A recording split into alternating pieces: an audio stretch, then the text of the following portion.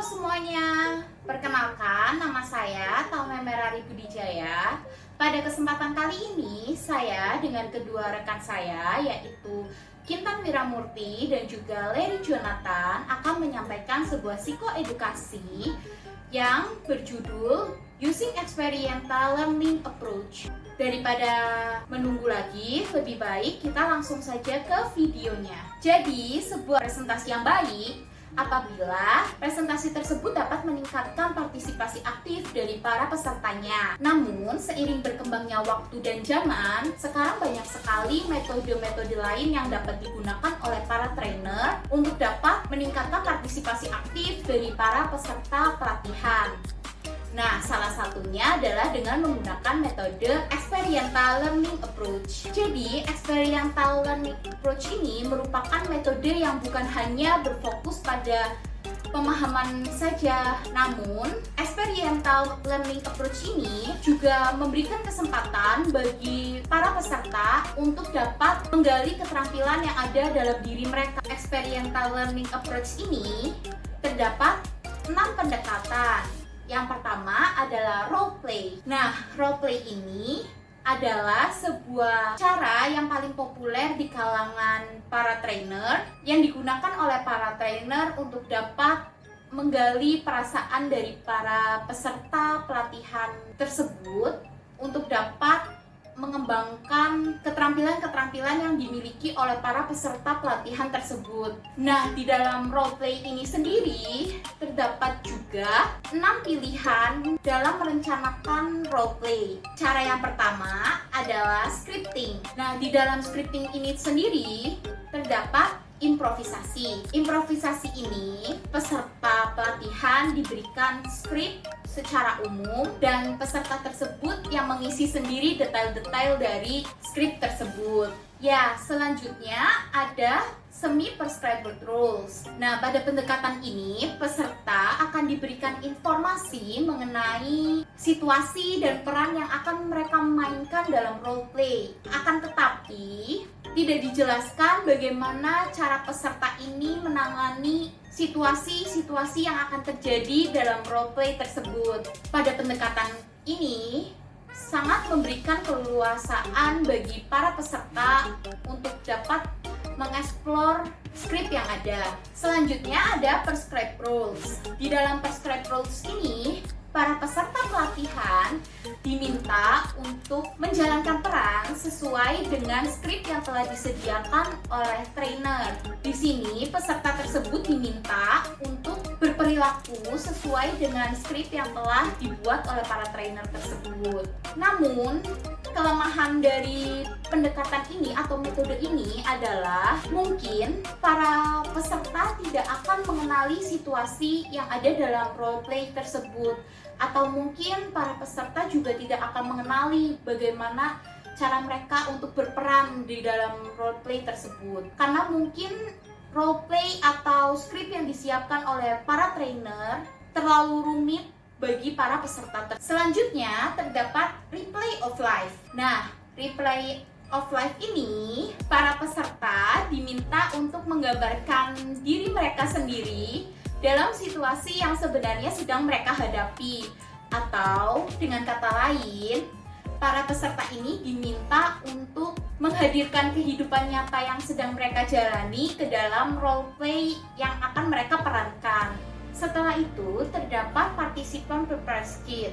Nah, di sini peserta diminta untuk mengembangkan sketsa dari permainan peran yang akan mereka mainkan. Dan juga peserta juga diberikan waktu untuk dapat mempelajari mengenai peran yang akan mereka perankan dalam role play yang akan mereka mainkan. Nah, namun kelemahan dari pendekatan ini adalah spontanitas dari para peserta tidak dapat terlihat karena para peserta sudah mempelajari terlebih dahulu mengenai skrip dan juga peran yang akan mereka mainkan di dalam role play tersebut. Selanjutnya terdapat dramatic reading. Pada pendekatan ini, para peserta akan diberikan naskah yang telah disiapkan dari trainer sebelumnya untuk mereka perankan. Nah, di dalam roleplay yang kedua terdapat processing. Apa itu processing? Processing adalah pemberian feedback mengenai peran yang telah dimainkan oleh para peserta pelatihan. Di dalam processing ini sendiri juga terdapat beberapa hal. Yang pertama ada design observer. Design observer ini adalah satu atau lebih pengamat atau trainer dapat ditambahkan kepada setiap kelompok yang telah mengadakan roleplay dan diberikan instruksi khusus mengenai apa yang harus diamati dan bagaimana cara untuk memberikan umpan balik. Selanjutnya terdapat self-assessment. Pada self-assessment ini, para peserta pelatihan diminta untuk mendiskusikan mengenai reaksi mereka terhadap pengalaman roleplay yang telah mereka mainkan. Selanjutnya juga terdapat open audience discussion and feedback. Nah, di sini para trainer mengundang kelompok yang telah melakukan roleplay untuk memberikan feedback atau reaksi terhadap roleplay yang telah mereka mainkan. Selanjutnya terdapat subgroup discussion and feedback. Di sini para trainer membuat sebuah atau beberapa kelompok kecil. Pada kelompok kecil ini, para peserta pelatihan diminta untuk dapat memberikan feedback mengenai diri mereka sendiri dan juga mengenai roleplay atau peran yang sedang dimainkan oleh orang lain. Selanjutnya juga terdapat trainer observation. Nah, trainer observation ini, para trainer akan memberikan reaksi mereka terhadap roleplay yang telah dimainkan oleh para peserta pelatihan. Karena seringkali masukan atau saran yang diberikan oleh para trainer sangat dijunjung tinggi oleh para peserta pelatihan. Selanjutnya juga terdapat benchmark comparison. Pada benchmark comparison ini, para peserta pelatihan dan juga para trainer dapat membandingkan mengenai peran yang telah para peserta mainkan dalam roleplay dengan naskah ideal. Namun, para trainer juga tetap harus memastikan kepada para peserta mengenai kesetujuan mereka untuk dibandingkan dengan naskah ideal. Yang ketiga, terdapat video feedback. Nah, pada bagian video feedback ini, para trainer akan meminta para peserta untuk merekam dirinya sendiri. Yang keempat, ada active skill development. Pada active skill development ini adalah merupakan sebuah cara klasik yang dilakukan oleh para trainer untuk mengajarkan suatu keterampilan pada para peserta pelatihan dengan cara melakukan peragaan terlebih dahulu sebelum para peserta mencobanya sendiri di rumah. Atau dengan kata lain, pada active skill development ini, para trainer akan memberikan sebuah peragaan mengenai beberapa keterampilan yang perlu dikembangkan atau yang sebelumnya sudah dimiliki oleh para peserta pelatihan. Dan ketika sudah diperagakan oleh para trainer, diharapkan para peserta pelatihan dapat mencobanya sendiri. Selanjutnya kita akan masuk ke dalam materi games and simulation. Seringkali para trainer merasa ragu-ragu dalam menggunakan games and simulation ini. Mengapa? Karena games and simulation ini jika ditempatkan pada waktu yang salah akan membuat para peserta tidak mendapatkan apapun dari games and simulation yang telah diberikan oleh para trainer. Padahal games and simulation ini jika digunakan di waktu yang tepat akan sangat berguna sekali bagi para peserta pelatihan untuk dapat mengembangkan keterampilan dan juga pengetahuan yang mereka miliki. Di dalam games and simulation juga terdapat the easy ways to create games and simulation is to mimic the format and characteristic of well-known ones. Contoh dari gamesnya adalah Wheel of Fortune, Family Feud, dan juga Jeopardy. Selanjutnya, di dalam games and simulation juga terdapat fun like contrived game can be followed by more serious, less contrived ones. Contohnya adalah trainer meminta para peserta pelatihan untuk melakukan brainstorming sebanyak-banyaknya. Nah, setelah brainstorming tersebut menghasilkan banyak ide, lalu para peserta pelatihan diminta untuk memilih 2 ide dari keseluruhan ide yang telah mereka dapatkan dari brainstorming tersebut. Setelah itu, yang keempat, di dalam games and simulation juga terdapat instruction for games and simulation and to be carefully. Berikut adalah contoh game tersebut. Di dalam game and simulation, yang pertama terdapat the game of simulation need to be relevant to the participant. Hal ini adalah permainan 64. Apa itu permainan 64? Permainan 64 adalah trainer menggambar sebuah persegi yang besar dan membagi persegi tersebut ke dalam 64 kotak-kotak yang kecil atau persegi-persegi kecil. Dan tugas para peserta adalah mencari kotak rahasia yang disimpan di salah satu kotak tersebut. Para peserta dapat menemukan kotak rahasia tersebut dengan cara menanyakan 6 pertanyaan kepada trainer yang hanya akan dijawab oleh trainer dengan ya atau tidak. Dan setiap kelompok hanya diberikan kesempatan untuk menanyakan pertanyaan sebanyak 12 pertanyaan. Selanjutnya, di dalam games and simulation juga terdapat games and simulation almost always need to be discussed afterward for the experience to be an effective. Nah, untuk contoh permainannya seperti ini.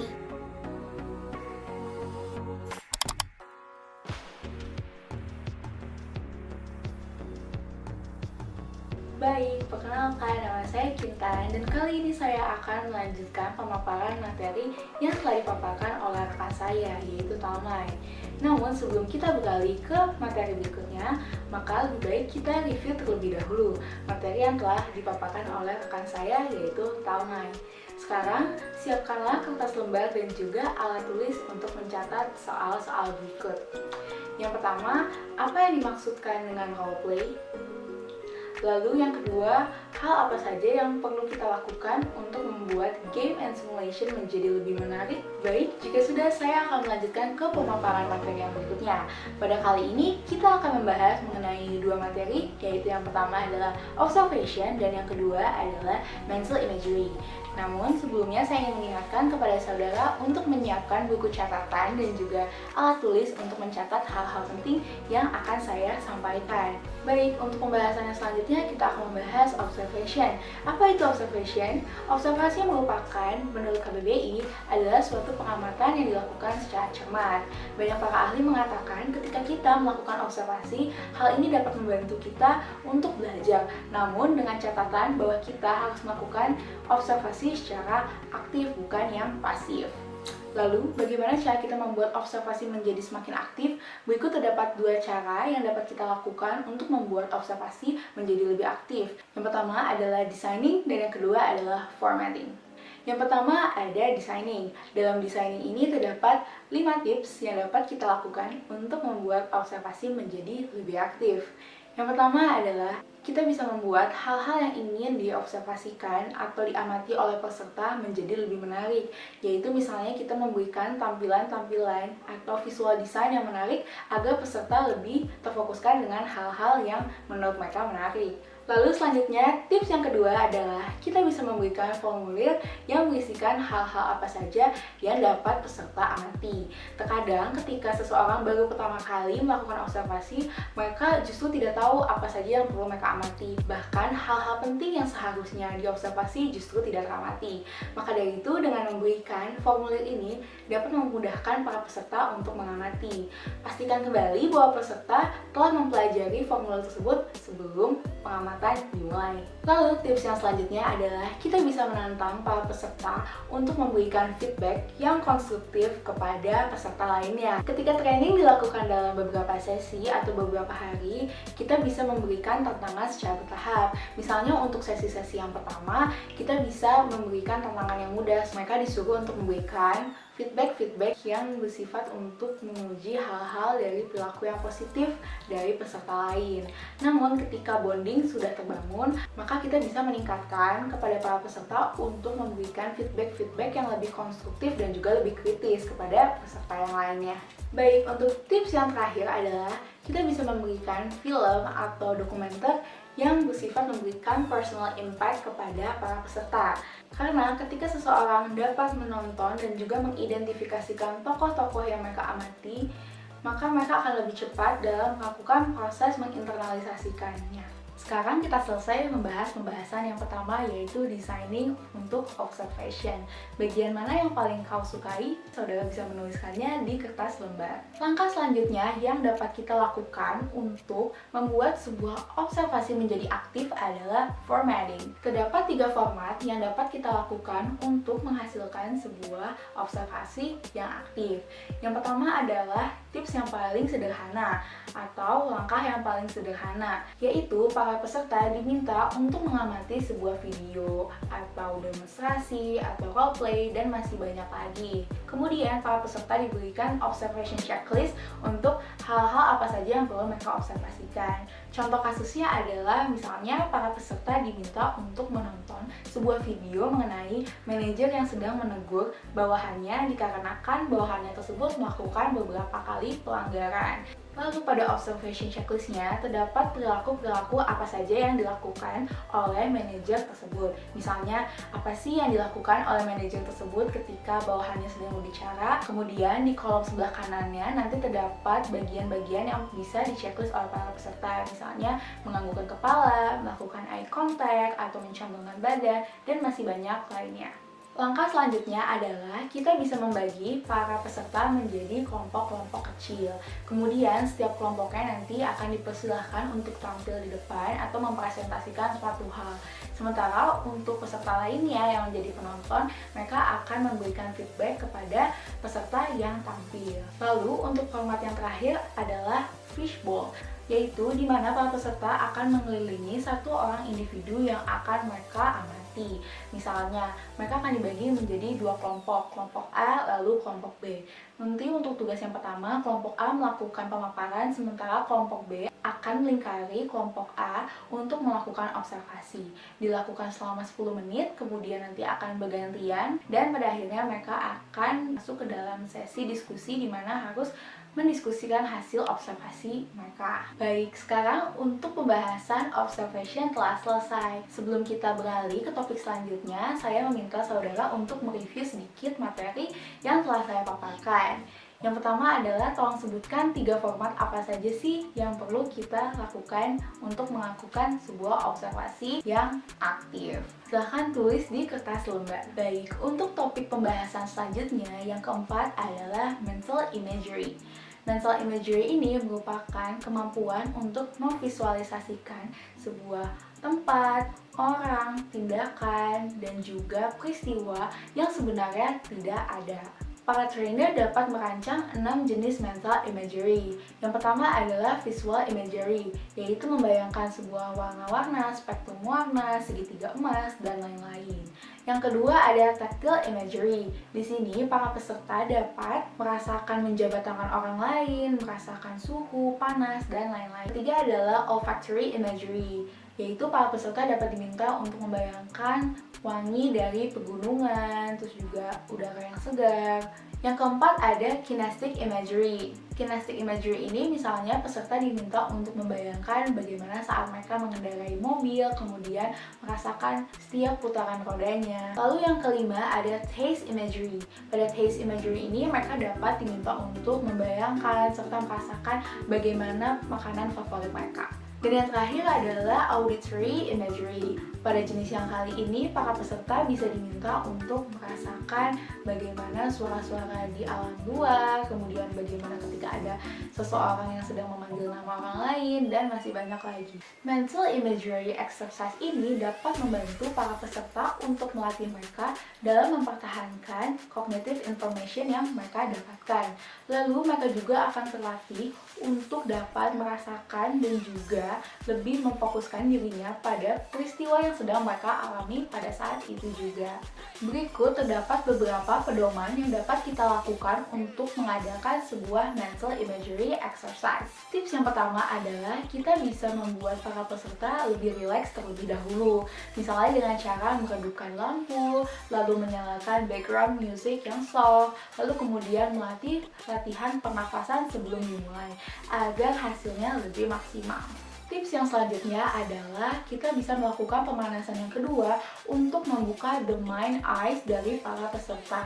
Caranya adalah kita bisa meminta para peserta untuk memejamkan matanya terlebih dahulu, lalu kemudian kita bisa meminta mereka untuk memvisualisasikan hal-hal yang bersifat nature, seperti misalnya bunyi burung, lalu bunyi detikan jam, lalu contoh lainnya misalnya adalah rintik hujan, dan masih banyak lagi. Tips selanjutnya yang ketiga adalah pastikan kita bisa membuat para trainee lebih tenang ketika mereka merasa sulit untuk membayangkan atau memvisualisasikan suatu hal. Karena itu sangat normal dan wajar sekali untuk mereka sulit untuk membayangkan sesuatu di awal-awal. Lalu tips yang keempat adalah ketika kita membacakan instruksi imagery, pastikan kita secara perlahan dan pelan-pelan saja. Karena hal ini dapat memudahkan para peserta untuk memunculkan imajinasinya. Ketika misalnya skrip yang kita bacakan dibuatkan oleh orang lain, maka sebelumnya kita bisa latihan membaca terlebih dahulu. Lalu tips yang terakhir adalah kita bisa meminta para peserta untuk membagikan hasil imagery mereka.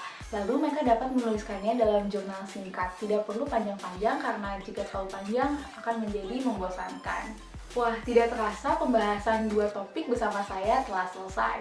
Sebelum kita melanjutkan ke topik berikutnya yang akan dipaparkan oleh rekan saya yaitu Larry, silakan saudara melakukan peregangan terlebih dahulu dan diizinkan untuk minum. Pastikan saudara juga mencatat hal-hal penting yang telah saya paparkan agar lebih mudah untuk mengingatnya di lain waktu. Terima kasih.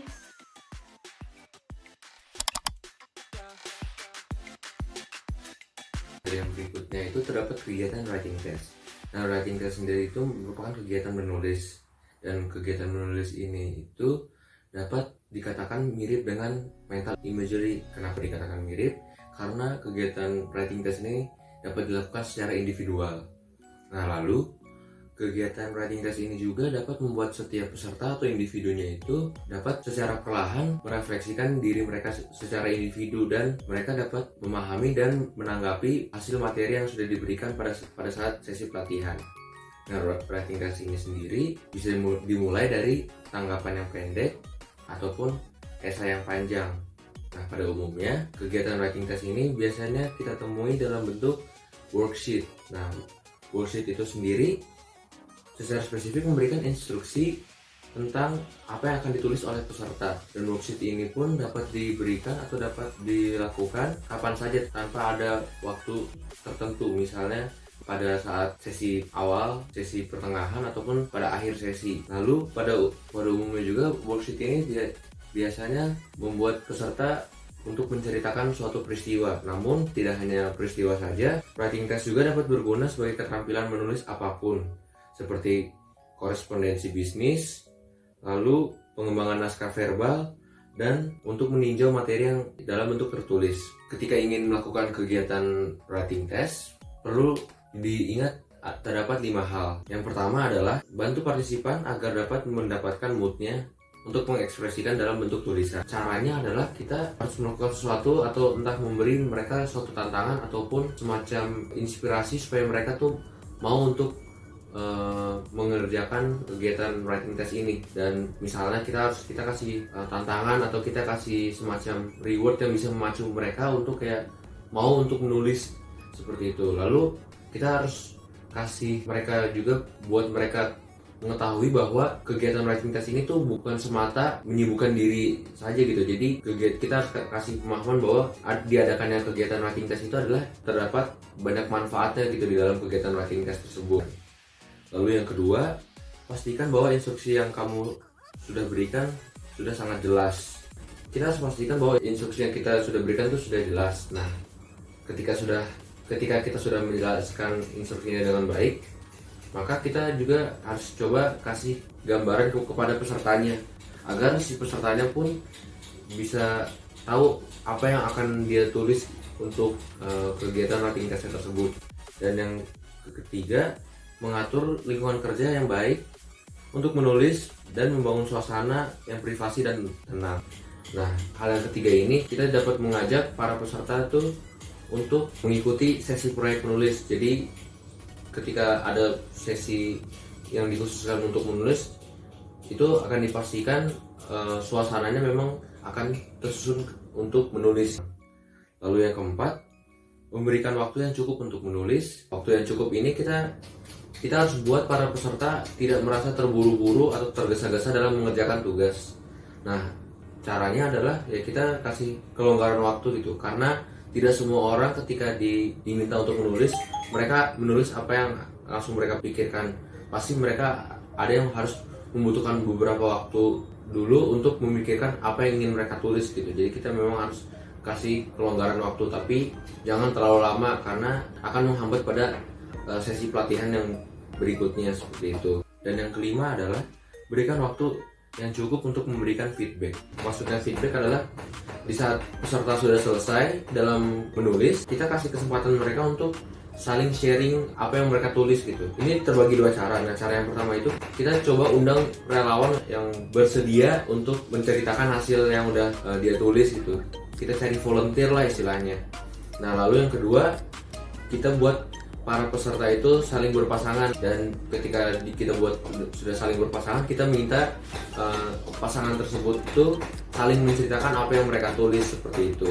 Nah, bagian berikutnya ini adalah kegiatan action learning. Nah, action learning itu sendiri adalah pemberian tugas di mana akan dilakukan oleh peserta baik itu secara tim maupun individu, dan mereka akan dihadapkan pada masalah kritis dan akan dilihat bagaimana cara mereka melakukan pada tindakan kritis dan sifatnya nyata. Dan itu juga mereka dapat sekaligus mendapatkan suatu pembelajaran dari kegiatan yang sudah dibuat tersebut. Biasanya sebagai trainer ketika ingin membuat suatu sesi pelatihan itu dianggap bermakna oleh pesertanya, kegiatan action learning lah yang paling signifikan, dan istilahnya pembelajarannya dapat diambil banyak oleh para peserta. Dalam kegiatan action learning ini terdapat 5 jenis project yang berbeda. Yang pertama itu ada in-basket assignment. Nah, in-basket assignment itu adalah bentuk metode proyek di mana surat, email, ataupun pesan telepon ataupun hal lainnya yang diberikan kepada peserta yang memainkan peran yang ditugaskan oleh trainer tersebut. Penugasan ini itu dapat digunakan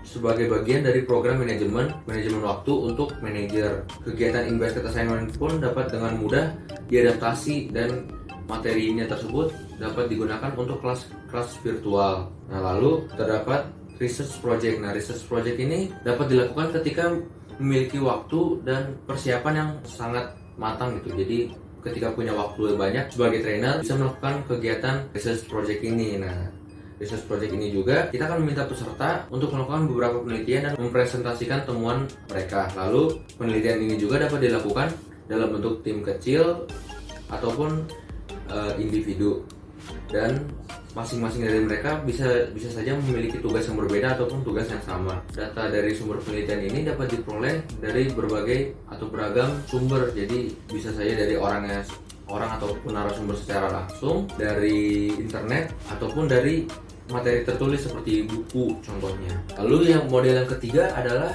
field observation. Nah, field observation ini bisa dibilang mirip dengan karya wisata, namun jelas perbedaannya adalah kita di sini tetap melakukan sesi pelatihan. Kita sebagai trainer akan membagi setiap peserta ini ke dalam subkelompok, di mana dalam satu subkelompoknya itu terdiri dari 4 sampai 5 peserta gitu. Lalu kita meminta mereka untuk membuat daftar pertanyaan ataupun list yang akan mereka observasi nantinya. Lalu ketika kita sudah meminta tugas seperti itu, kita memberikan batasan waktu terhadap pembuatan pertanyaan ataupun list tersebut, misalnya 1 minggu. Dan kita juga dapat mengarahkan setiap peserta untuk mencari informasi mengenai tempat yang akan dikunjungi. Lalu daftar pertanyaan atau daftar listnya itu akan mereka berikan ke masing-masing kelompok mereka. Nah, contohnya misalnya ketika sesi pelatihannya ini mengenai temanya itu adalah fasilitas untuk orang berkebutuhan khusus. Contohnya misalnya ketika mereka mengunjungi restoran. Nah, di situ mereka sudah memiliki daftar pertanyaannya ataupun listnya, lalu mereka tinggal observasi gitu. Misalnya mulai dari parkiran, misalnya apakah di tempat parkir tersebut terdapat parkir khusus untuk orang-orang yang cacat secara fisik gitu, ataupun mulai dari fasilitas meja makannya, misalnya apakah terlalu tinggi ataupun terlalu rendah untuk orang-orang yang memiliki kebutuhan khusus, ataupun ketika di WC-nya, misalnya di toiletnya, apakah terdapat toilet khusus untuk orang-orang yang kurang secara fisik. Hal-hal seperti itu yang nantinya mereka observasi jika melakukan kunjungan seperti itu. Nah, lalu model yang keempat itu ada namanya task force project. Nah, task force project ini adalah tujuannya itu kita memberikan keyakinan kepada peserta tentang kemampuan mereka untuk melakukan tugasnya yang sama seperti pekerjaan mereka sebelumnya gitu. Nah, biasanya nantinya kelompok diminta untuk menghasilkan suatu rencana ataupun hasil yang spesifik yang dapat digunakan oleh peserta lain dalam situasi kerja yang sebenarnya. Jadi ketika kita memberikan tugas pada peserta, tugas itu berkaitan dengan pekerjaan mereka masing-masing, kita mempercayakan sepenuhnya kemampuan mereka. Nah, hasil dari bagaimana mereka menyelesaikan tersebut atau hasil dari bagaimana mereka memecahkan masalah dalam tugas tersebut itu nantinya akan bisa jadi referensi bagi peserta lainnya, kayak bagaimana cara menangani situasi tertentu. Nah, seperti itulah contohnya. Nah, lalu yang kelima ini ada namanya teaching project. Nah, teaching project ini dikatakan bahwa setiap orang yang memahami ataupun menguasai suatu materi biasanya atau pada umumnya dapat mengajarkan hal-hal yang mereka sudah pahami tersebut. Nah, tugas project ini jelas, yaitu adalah meminta peserta untuk saling mengajarkan mengenai informasi ataupun keterampilan baru. Nah, pada pengajaran ini juga dapat dilakukan oleh individu ataupun tim, dan dapat dilakukan juga di depan seluruh peserta pelatihan ataupun hanya di kelompok kecil saja seperti itu.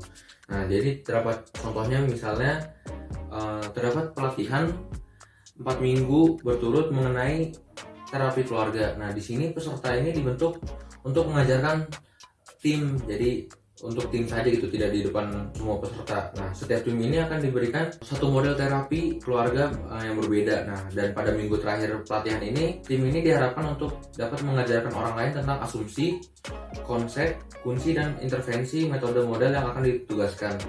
Nah, tim juga didorong untuk menggunakan metode pelatihan yang aktif.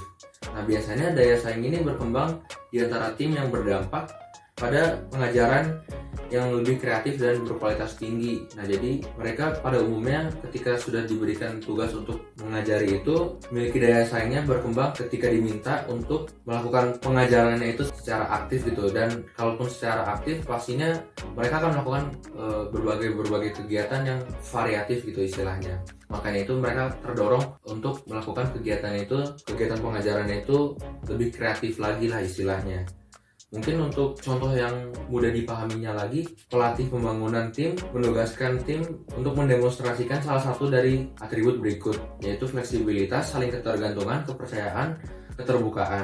Nah, beberapa kelompok ini akan menyusun keterampilan dan akan mengadakan pertemuan, dan adanya juga menggunakan alat-alat peraga seperti flip chart ataupun spanduk untuk dalam pelatihan. Nah, setelah demonstrasi selesai, peserta akan memberikan kritik untuk menyoroti aspek positifnya.